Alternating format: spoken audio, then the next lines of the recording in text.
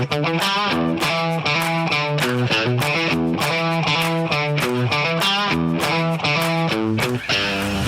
is Top Shelf, the KIJHL podcast. I'm Mark Berry. This week on Top Shelf, our ine+nutrition player spotlight with Emanuel is with Grady Sterling-Ponech with the Princeton Posse. While in Princeton, he also had an opportunity to talk with former NHL and national team coach Dave King, who was watching his grandson play. Also on the podcast, 100 Mile House Wrangler head coach and general manager Levi Stuart, and Creston Valley Thundercats broadcaster Eric Blow. Heading into Week 4, the 5 best KIJHL records belong to the Princeton Posse at 5-0-1, the Nelson Leafs 5-1, the Revelstoke Grizzlies at 4-1, Beaver Valley Nighthawks and Grand Forks Border Bruins both at 4-1-1. Week 4 actually began on Tuesday. Beaver Valley, Sicamous, and Kamloops with W's. Heading into the weekend, special teams. Columbia Valley has the best power play at 22.6%. Now, when it comes to penalty kill, Beaver Valley, Beaver Valley, Beaver Valley. How about this for a stat? 7 games into the season, and the Nighthawks are +4 on the penalty kill. 6 goals for while shorthanded, allowing only 2 goals against. That's impressive. They are tops at 94.4% officially. Marks Accounting has them at 111%. The top scorer is Jaden Rusnak from the Wranglers with 14 points. The Border Bruins' Levi Astle is second with 12. The Posse's Matthew Langdon is next with 11. Amongst goaltenders playing 120 or more minutes, Blake Sittler of the Posse, 3-0 at .973. Connor Stojan from the Nighthawks at .971. And Landon Garbett from the Castlegar Rebels has the third best save percentage at .952. Time now for the ine+nutrition player spotlight. Boost your energy naturally with Canada's best-tasting super greens by ine+nutrition. Abundant in over 50 antioxidants, vitamins, and minerals, ine+ Super Greens will improve your immune and digestive systems, increase your energy, and enhance your mental clarity.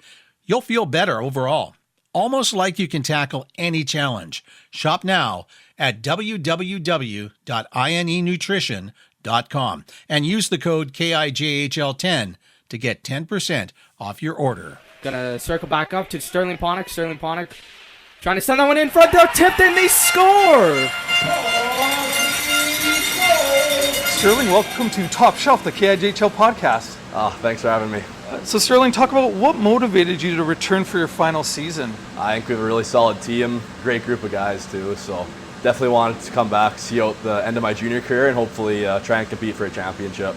Sterling, are you looking to play college hockey next season? Yeah, absolutely. That's a big goal of mine, so I guess we'll see how this season goes. Hopefully I'll have a couple decent options. Talk about how you want to use this season to get better, to make that jump. Like, what areas do you want to get better at? Yeah, I definitely want to improve my, puck skills and my offensive playmaking. Pretty excited to work with Coach Torrin White here. He's a great skills coach as well, so hopefully I'll make some big steps this year. Touch on how the Posse program has helped you grow and develop. Yeah, Posse run a great program here ever since my first year with Coach Riedman. Really professional, lots of workouts, a couple skates a day most days, so if you want to get better at hockey, come to Princeton. I mean, talk about how do you feel that you've been playing so far early into the season? I feel like I've had a pretty good start to the season here. Wouldn't say I'm in mid-season form yet, but yeah, I'm pretty happy with the way the team's been playing so far, and I feel like I've been playing pretty well. Yeah, maybe touch on that. How do you feel as a group that you guys are playing so far early into the season and adjusting to a new coach? Yeah, preseason was a bit of a rocky start for us, but we've been working real hard at practice the last couple of weeks, so I think we've taken a lot of big strides so far. Early into the season, what are you noticing about the caliber of play in the league with the new players that are coming in? Yeah, I think compared to my first year, I've definitely noticed that the caliber of the league's gotten quite a bit better, especially with visors now. It seems like everything's a little bit quicker and yeah, it feels better for sure. And then maybe a final question, what excites you about this season?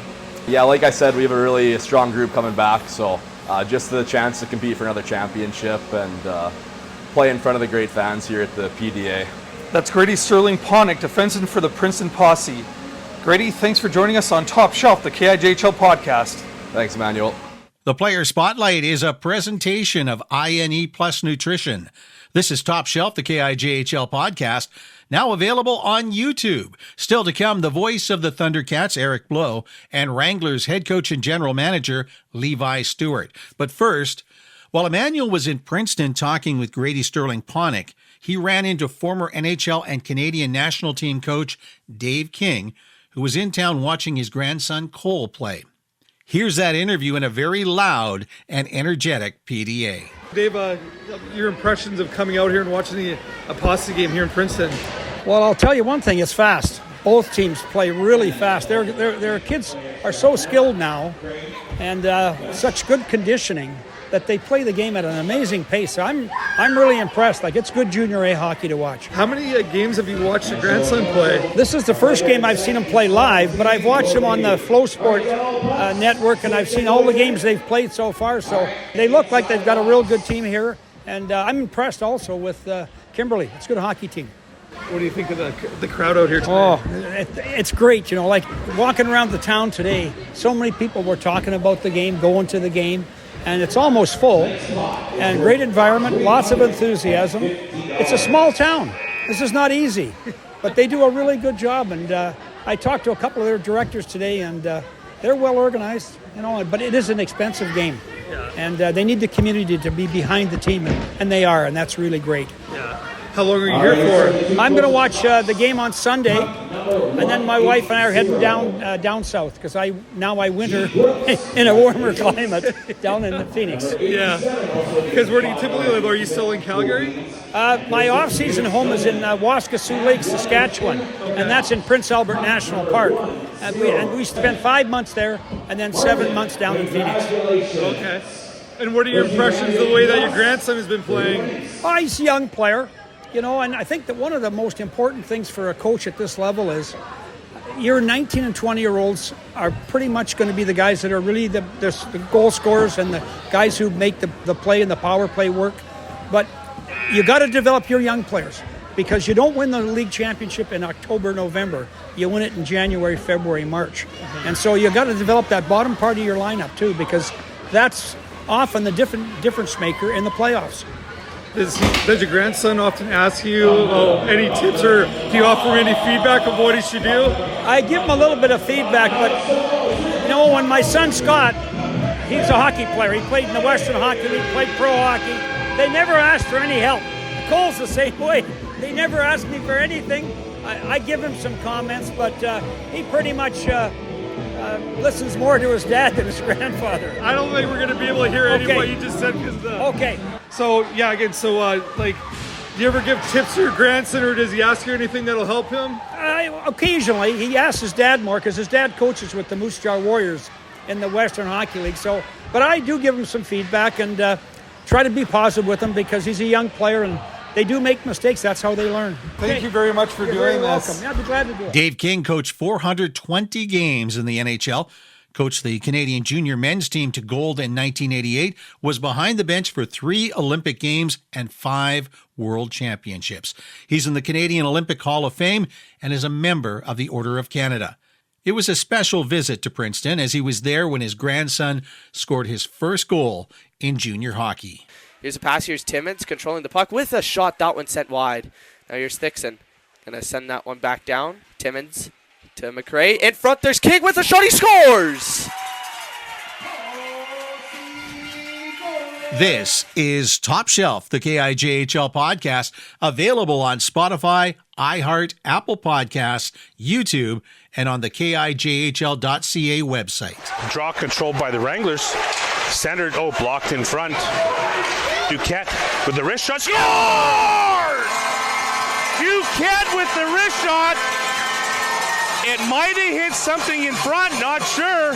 That was just inside the far post again. I'm joined by Levi Stuart, head coach general manager of the 100 Mile House Wranglers.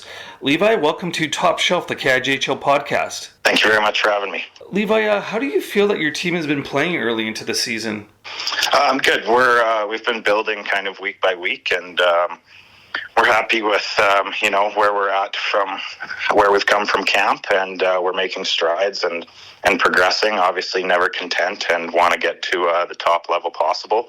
But we are happy with the strides we're making. The group is extremely tight knit. The camaraderie is unbelievable, and the players have bought into our systems, what we want to do here, and that's the biggest thing for us. So it's just about continuing to progress going forward. I'm glad that you brought up the systems. With the players, especially the returning players, how long have you found that it's taken them to learn and get used to the systems to be able to have success? Definitely wasn't something they were able to figure out overnight, but I think they were able to buy in quicker than actually we expected. And, along with the new guys we've brought in, they've all figured out, fairly quickly within a couple weeks what we're expecting, and whether they're executing to the fullest of their ability or not is different. But they are, they do understand and have bought in. And the guys that have figured it out the best are the guys that have stayed here and are going to continue to be our guys going forward. And maybe just touch on, for those who don't know, talk about the systems in place, I guess, in the sense of how you want the team to play that you believe will bring success and obviously get into the playoffs and compete for the Tech Cup championship. Yeah, we want to be known as a team that's hard to play against and makes every night a tough one, no matter who we're playing or what night it is. We want to be known as a team that never gives up, and I think the teams we've played so far would atone to that. And it's all about kind of doing things the right way and about being hard, not only away from the puck, but with the puck, making hard decisions and making hard plays. And we expect to be a team that come playoff time has a lot of depth and is able to grind a team down over a 7-game series. What has the early stages of being a junior A coach been like for you? It's been really good. Obviously, being able to take different things from all of my different experiences before this and kind of add them into what we're doing this year, and it's been a really nice success and easy transition so far, just with the community and support of the town and the board, and everybody's been able to help me, and obviously having my assistant coach and assistant GM Russell Sanderson here with me has been a big help as well. So we've been able to do that along with Lee Hansen and Rainer Meyer as our kind of bench staff, and we're really putting something good together here, and I think all the boys are bought into not only me but us as a staff, and for me that's a huge thing, and I'm definitely happy with how it's went so far. And likely a final question, are there any areas that you're giving particular focus to? Special teams is a big one for us. Obviously, with our games having seem to have a lot more penalties called than others, and we haven't been playing a ton of 5-on-5 hockey, and power plays and penalty kill are things that can make or break a game and be the difference between winning and losing. So it's something we continue to work at here week after week. That's Levi Stuart, head coach and general manager of the 100 Mile House Wranglers. Levi, thanks for joining us on Top Shelf, the KIJHL podcast. Thank you very much for having me, Emanuel. And it turned over. Gross looking in the slot with the shot. He scored his second of the game. 25 seconds into the third period. Berkeley Gross pulls that puck out from under some feet, and he rips it past Shaw. Creston restoring their 3-goal lead, making it 4-1. On Top Shelf, the KIJHL podcast, I'm talking with the voice of the Creston Valley Thundercats, Eric Blow. Eric, how you doing? I'm doing great. Let's talk about the Creston Valley Thundercats. Not the start the Thundercats would have preferred, but there have been some bright spots. I want to point straight to that Revelstoke game, a 2-1 victory over a very good Revelstoke side. Your thoughts on that particular game? Well, I mean, like you said, the results might not be there right now, but the positives that we've seen throughout this entire season so far really just all came together in that Revelstoke game. The Grizzlies have been a top team in this league for quite a time, and the Cats were able to stick with them throughout the whole thing.